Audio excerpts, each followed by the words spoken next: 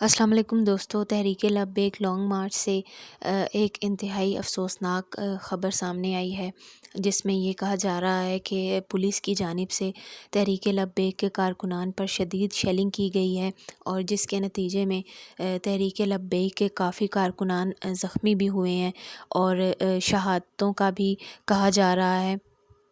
تحریک لبیک کے کارکنان ساری رکاوٹوں کو عبور کرتے ہوئے داتا دربار مزار کے قریب پہنچے، اور پولیس کی جانب سے ان پر شدید شیلنگ کی گئی ہے، ان پر فائرنگ کی گئی ہے اور ربڑ کی گولیاں چلائی گئی ہیں، جس کے نتیجے میں کافی کارکنان جو ہیں وہ زخمی ہوئے ہیں۔ اس پر اب جو پارٹی کے لیڈر ہیں سرور شاہ، ان کی ایک اناؤنسمنٹ سامنے آئی ہے، جس میں انہوں نے کہا ہے کہ ہم پرامن طریقے سے جا رہے تھے اور ہم پر شدید شیلنگ کی گئی ہے۔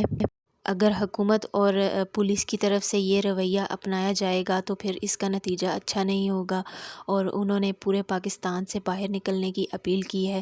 میں آپ لوگوں کو ان کی چند جو باتیں ہیں وہ سنا دیتی ہوں۔ ناموس کے لیے جا رہے تھے، لیکن سائیکل لنک کی اتنی انتہا ہوئی جس کی کوئی حد نہیں ہے۔ جی تو دوستو، آپ لوگوں نے سرور شاہ کی گفتگو سنی کہ انہوں نے بتایا کہ کس طرح شیلنگ کی انتہا کی گئی ہے حکومت کی جانب سے، پولیس کی جانب۔ تو دوستو، جب عمران خان اپوزیشن میں تھے اور ثانیہ ماڈل ٹاؤن کا واقعہ ہوا تھا، تو عمران خان نے کہا تھا کہ جو ریاست ہے وہ اپنی ہی عوام کو طاقت کا زور کیسے دکھا سکتی ہے۔ تو اب عمران خان کی وہ بات کہاں گئی؟ کیوں اپنے ہی لوگوں کو تشدد کا نشانہ بنایا جا رہا ہے؟ وہ پرامن احتجاج کے لیے نکلے ہیں، اور وہ کسی غلط بات کے لیے نہیں نکلے، وہ ایک حق بات کے لیے نکلے ہیں، تو ان کو احتجاج کرنے دیا جانا چاہیے۔ ان کا راستہ کیوں روکا جا رہا ہے؟ آخر حکومت کو ڈر کس بات کا ہے؟ تو دوستو، میں آپ لوگوں کو لانگ مارچ کے چند مناظر دکھاتی ہوں۔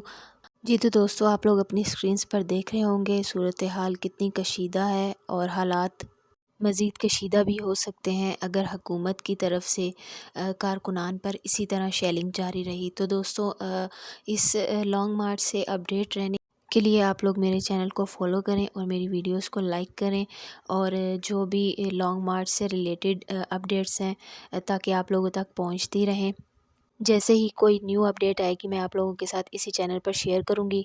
میں بھی دعا کروں گی، آپ لوگ بھی دعا کیجئے کہ حالات خراب نہ ہوں۔ تب تک کے لیے اللہ حافظ۔